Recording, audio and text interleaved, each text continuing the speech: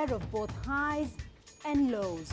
From successful elections appointing brave new leaders to ramped up efforts to combat terrorism, the end of the biggest Ebola outbreak in history and the start of one of Africa's greatest crises. 2015 has been one of the most eventful years in history. It has also been a monumental year for China and Africa relations. And CCTV Africa has been with you throughout the year, bringing you the continent's biggest stories. Join us now as we take a look back at Africa in 2015. I'm Beatrice Marshall. Welcome to Talk Africa.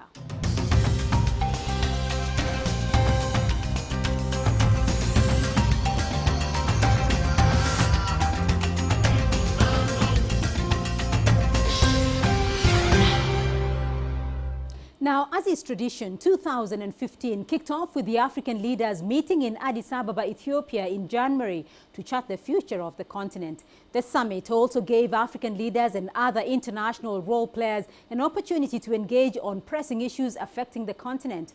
Held on the 30th and the 31st of January under the theme Women's Empowerment Year and Africa Development for the Concretization of Agenda 2063, the heads of state and government adopted Agenda 2063, and that's the continent's new blueprint for development. Let's take a look back at what was the African Union's agenda 1 year ago.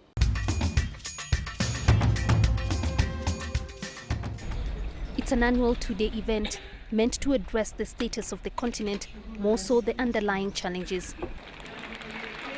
But even as it kicked off, it was clear the 24th summit theme on women and development would be beset by the challenges on the continent. From the constant instability in Libya and Mali, the Boko Haram menace in Nigeria, the South Sudan crisis plus Ebola, leaders were expected to discuss the economic recovery of countries affected by the virus. Despite these challenges, and even as the downward gale force winds continue to buffet the world, Africa has been climbing a step at a time up the steep cliff towards peace, prosperity, and the restoration of the dignity of all our people. The AU chairperson, who describes the situation in Nigeria as deeply horrifying, hopes the summit can renew collective efforts and response to the crisis. Already pressure is mounting to set up and deploy a multinational force. But so far Nigeria has rebuffed any foreign intervention from its neighbors, saying it can handle the crisis on its own. I'm encouraged by progress towards the African standby force and the African capacity for crisis response. I urge you to make these mechanisms operational. Since 2009, thousands have been killed and more than 1 million people made homeless by the Boko Haram militants. South Sudan too remains of key concern. The outstanding issues remain the structure of a proposed transitional government. The other is the political reforms ahead of elections slated for May. Talks have already dragged on for more than a year, with 6 ceasefire agreements failing to hold. Tens of thousands of people have been killed in more than a year of civil war. Africa's relations with the International Criminal Court was also set to be debated. Kenya, whose President Uhuru Kenyatta's crimes against humanity charges were dropped last December, has been lobbying other countries to push for the expansion of the African Court on Human Rights as an alternative to the ICC. Kenya was the first country to sign the protocol. Because again, as we have always said, we believe in African solutions to African problems. We also believe that if we have our own courts, we will have a better way of developing our own judicial infrastructure. Leaders were also expected to vote on a report by former Nigerian President Olusegun Obasanjo on alternative funding sources for the grouping, as they elected Zimbabwe's Robert Mugabe to the AU's one-year rotating chair, replacing Mauritania's President Mohamed Abdelaziz. Jane Keo, CCTV.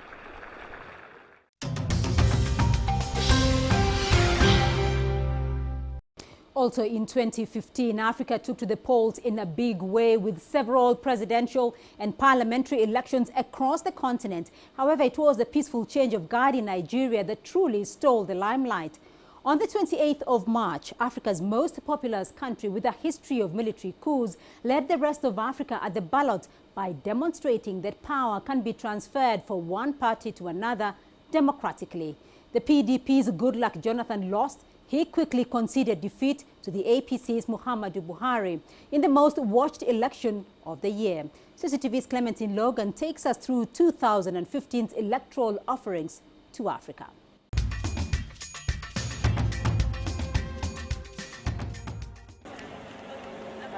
Election fever swept the African continent this year. 2015 started with Zambia's presidential poll, which was called after the death of former leader Michael Sata. Edgar Lungu beat Hakainde Hichilema in an election race that was marred by delays. Hichilema cried foul over the results, but Lungu was sworn in and pledged to complete his predecessor's economic development projects.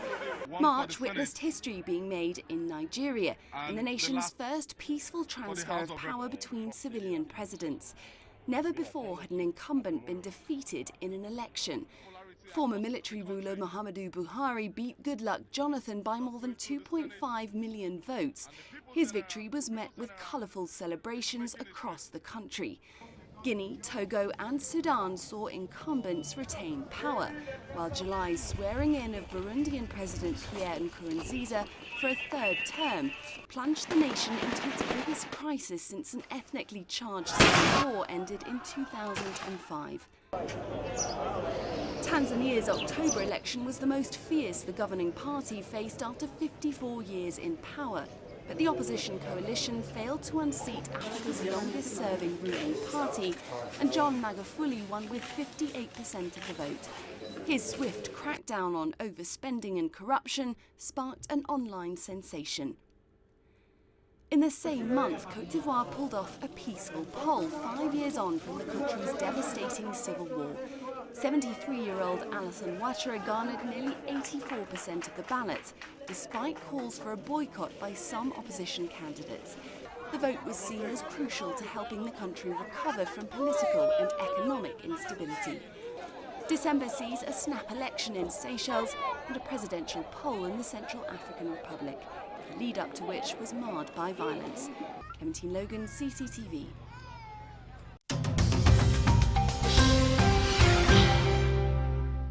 Now, terrorist threats in Africa have diversified and become more severe in recent years. And 2015 saw multiple terror groups rear their ugly heads again. On the 2nd of April, gunmen stormed the Garissa University College in Kenya in what became the deadliest terror attack on Kenyan soil. Many African countries, as well as the African Union, have ramped up their efforts to combat the insurgency.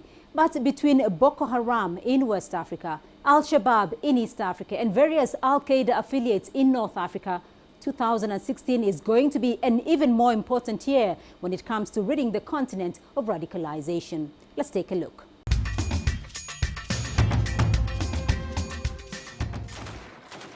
Terrorist threats in Africa have diversified and become more severe in recent years. 2015 has seen some of the worst terrorist attacks on African soil.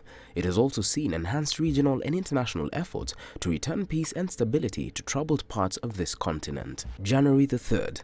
Boko Haram, a radicalized Islamic group in western parts of Africa, overran the headquarters of the multinational Joint Task Force in Nigeria. Following that, the militant group committed mass killings in neighboring villages. Over 2,000 people were reported to have lost their lives. Several government officials denied that the fatalities were as extensive as reported, a claim that was refuted by local officials, survivors, and the international media.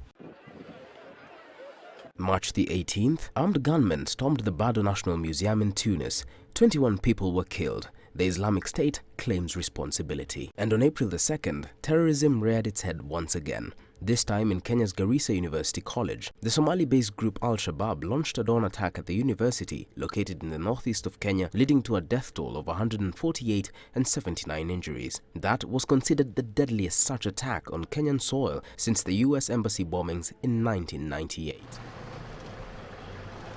October 31st, a Russian-operated jet crashed in Egypt, killing all 224 people on board in what appears to have been a terrorist attack. The Islamic State claimed responsibility. On November the 22nd, heavily armed gunmen stormed a hotel hosting diplomats and other guests in Mali's capital Bamako, laying a deadly siege that lasted a few hours. At least 21 people were killed and 170 people held hostage in the attack. Al-Murabitun, an Islamist militant group, claimed it was jointly responsible for the attack with Al-Qaeda in the Islamic Maghreb. And finally, in a show of bravery and solidarity, Muslim passengers aboard a Mandera-bound bus in Kenya's northeast shielded fellow Christian passengers by refusing to be separated on the lines of religion. This following an armed ambush by Al-Shabaab in the December 21st incident where 2 people were killed. Now, in the wake of increased threats from terrorist activities, several African countries have joined the Saudi-led Islamic military alliance against terrorism. The issue of security will once again top the agenda of heads of state when they meet in January 2016 for the AU summit in Addis Ababa.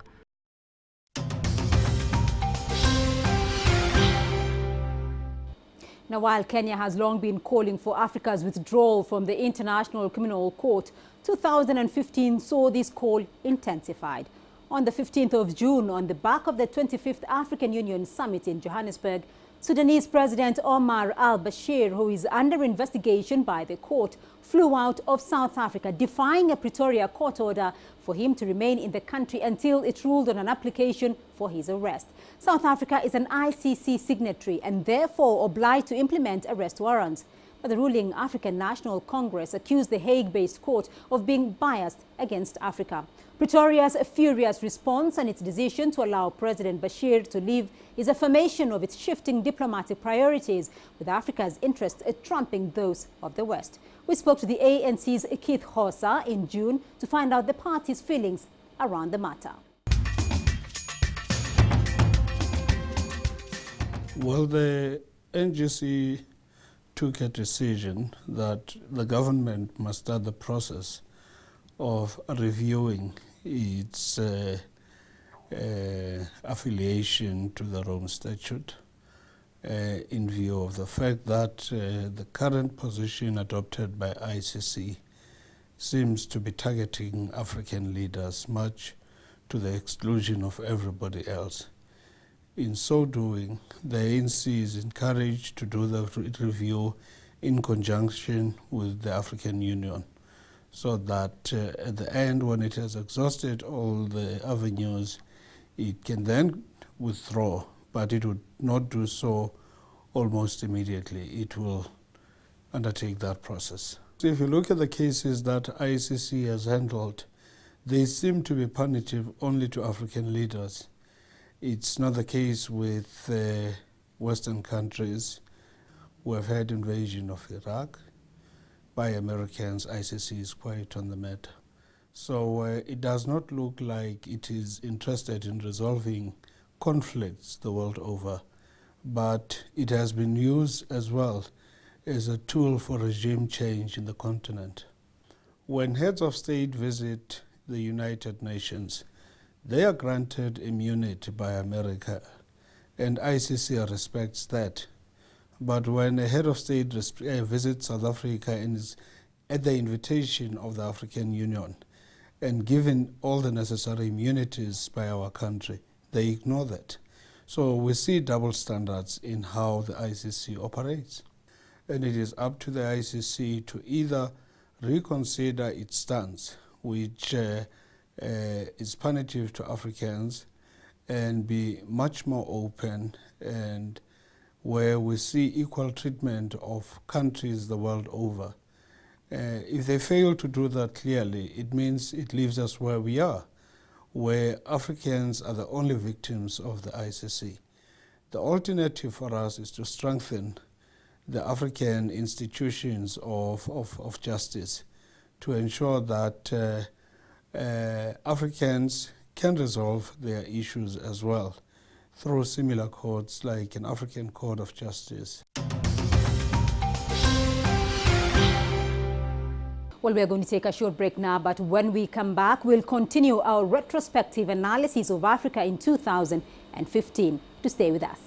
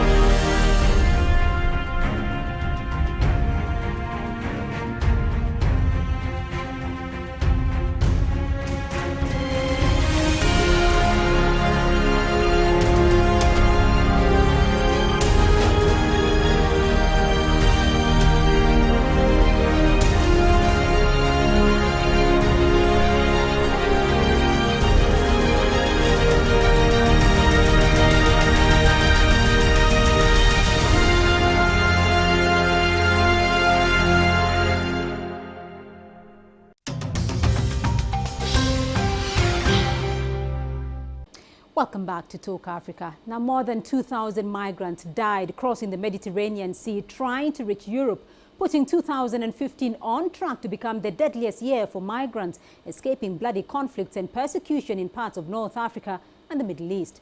On the 6th of August 2015, at least 25 people died when a fishing boat carrying hundreds of migrants capsized in the Mediterranean Sea, about 15 miles north of the Libyan coast.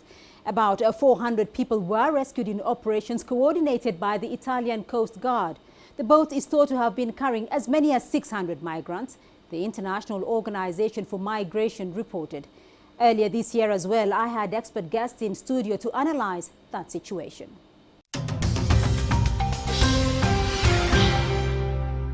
And that whole question of migrants, though, and refugees, it's really epitomizing the Libyan crisis here. Just do paint for us a picture here, though, the new twist of the refugees coming through Libya onto the Mediterranean Sea in their search for greener pastures in Europe. What is the magnitude of that? Well, the numbers are quite staggering in that we are seeing, because of this vacuum, Libya now being used as a transit point for people trying to make it to Europe.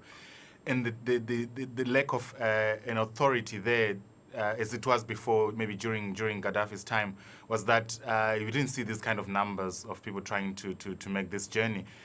The difficulty that we're also facing, apart from the sheer scale of the numbers, is how the people who are trying to migrate through the country are being treated by the various militias. As you can imagine now, trafficking in humans, whether you want to call it smuggling, is actually quite lucrative. So it's now being used as a way of raising funds for some of these disparate militias that you're seeing in Libya. Hence, the need for resolution of this current crisis there. Just to give you a quick snapshot, I mean, so far this year, just over 2,300 people have died, mostly those who have left Libya trying to get to Italy or Greece. At the same time, last year, we're talking of a number of just maybe just over 1,000. So you can see it's more than doubled because of the frequency, the high frequency of people trying to make this journey. Well, what is going on really is a very common post-revolutionary or post-regime change phase in Libya, specifically that the pattern of revolution that the Libyan revolution took was not exactly conducive of a sovereign authority. So what we're seeing now is a state of multiple authority, that there is basically no one single unified government capable of establishing sovereignty over the whole territory of Libya.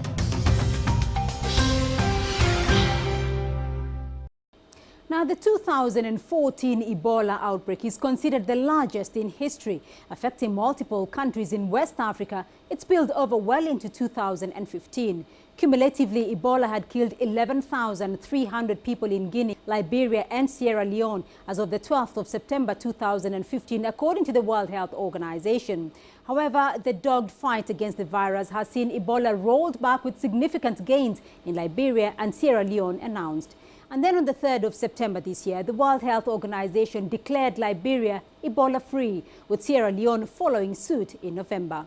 Unfortunately, there have been new cases reported since then, but thanks to assistance, including much from China, the African nations are now adequately prepared to deal with the cases. Earlier this year, we spoke to the Liberian Health Minister, Dr. Walter Gwenigale, as well as Dr. Bruce Elwood, the Assistant Director General at the World Health Organization, to find out about how Africa beat Ebola. China has been with us for a long time. They are helping us in many ways. They were there preparing to do other things. Right now, they are doing additional work for us. They are helping to renovate the sports stadium that they built. They are getting ready to build a ministerial complex. I was the minister who asked them to build us a big hospital in Tapeta. And so they have done a great many things for us, for which we thank all of you people. Tell the Chinese people thank you. When you look at the successes in key places like Lofa County, one of the worst hit areas at the beginning of this, they finally turned it around when the local tribal leaders, the chiefs, the local imams, they took control of the response, and they got educated on how you stop Ebola, what the disease was, and then they put those measures in place in their communities, and they explained it to their communities, they demystified it, and they helped them get the job finished. Many things contributed, but the keys were all Liberian. You talked about international assistance, which has been very important during the fight so far. Could you share with us some of your impressions or your encounters with Chinese medical teams who have been operating in Sierra Leone, we know, and in Liberia as well? Are there any interesting moments that have left an impression on your mind? One of the really exciting aspects of this crisis, actually, were the number of new major players who came to the assistance of these countries and these governments, and one of those was China. And it was interesting, as I worked in these countries, I came to know the Chinese ambassadors very, very well. They were very deeply involved in this and directly involved in helping to optimize the Chinese support. I've been to treatment centers that have been built by and run by the Chinese government. I met the Chinese military that helped bring in some of the supplies that were needed. These people are really impressive. They're very, very good. They played a key role in this outbreak. And I think what was wonderful about China's response was the breadth of it. It was materials. It was Ebola treatment centers. It was medical experts. It was public health experts, because you need all of that to beat Ebola. And China was very generous in bringing all of that to this fight. Now, the Forum for China and Africa Cooperation is a cooperation mechanism to pursue collective consultation and dialogue among developing countries. It is a forum for South-South cooperation set up to address development issues of mutual concern between China and African countries.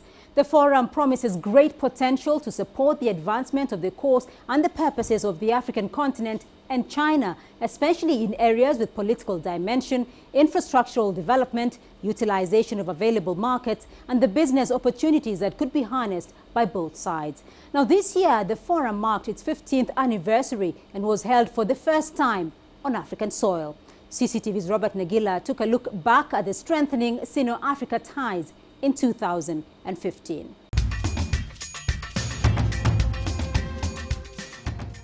It was the second time China was bringing together African leaders since FOCAC was launched in Beijing in 2000. In the last 5 summits, China has always doubled its financial development package to the continent. But at the 6th FOCAC summit, Beijing went one better, giving the continent 60 billion reasons to smile. The achievement of inclusive and sustainable development in Africa hinges on industrialization. And industrialization also holds the key to creating jobs, eradicating poverty, and improving people's living standards. Africa's path of industrialization can only be found by African people through their own practice and exploration. It is China's sincere hope to share its experience with African countries. And we are willing to provide capital, technology, and personnel in support of African industrialization. $5 billion will comprise of grants and interest-free loans, $35 billion of preferential loans and export credit. Another $5 billion will go to the China-Africa Development Fund with a special loan for the development of African SMEs, and a China-African Production Capacity Cooperation Fund with the initial capital of $10 billion. The development package money will go towards 10 key areas of cooperation over a period of 3 years. Industrialization, agricultural modernization, infrastructure development, financial services, trade and investment facilitation, and poverty reduction, among others. President Xi says this will help African countries break development bottlenecks and accelerate industrialization. China also announced it will train 200,000 technicians from Africa and provide the continent with 40,000 training opportunities in China. Since the millennium, China's relationship with Africa has grown exponentially. Bilateral trade rose from about $11 billion in 2000 to $220 billion in 2015. Robert Nagila, CCTV, Nairobi, Kenya.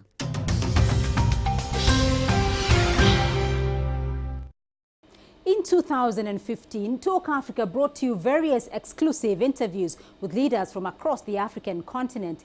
Here's what some of those leaders had to say when asked to reflect on the past year. Looking back at 2015 for Africa, do you think it has been a good year? Has it been a positive year or a negative year for the continent? Of course, positive. You know, in China, the government is so headache. People don't spend money. In Africa, you don't have to encourage them. Wherever they earn the money, they put it back in the society. It circulates very fast, effectively. In China, we probably need to learn from Africa in the future. I wanted to ask you, has it been a good time for Africa this year? Yes, I think so. I think if you look at it, there are always challenges, but also there are always opportunities. It's really been a good time. We've had unprecedented number of elections.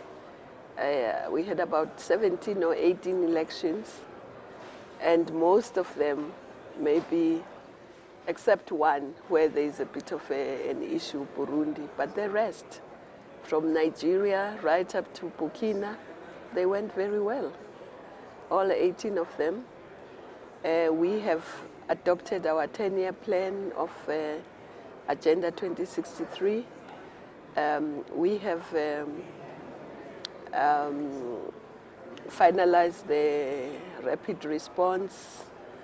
We've done a lot of things that take the continent forward. So I think it's been a good year. And we hope the years ahead will even be better. Looking back at 2015, for Africa, has it been a good or a bad year? And what is going to be your focus for 2016? It has been a difficult year, like all years have their own difficulties. But I think we've also made some progress. What has impacted to Africa has been the global economic difficulties. But even if that was the case, Africa has been growing. Has been one of the regions that has been economically growing, and we are going to work hard. The very discussions that we are having with China are going to help us even to grow our numbers in terms of how the economy is growing. Certainly, the year coming is looking very bright with all of these that has been declared, that we are working on, our plans, etc. It will be better, far better than the year that we have passed. And Africa is getting more united because we now have a number of economic things that we are doing together, because that is always a glue that brings people together. So we are very hopeful that in the next year we are going to be making good progress.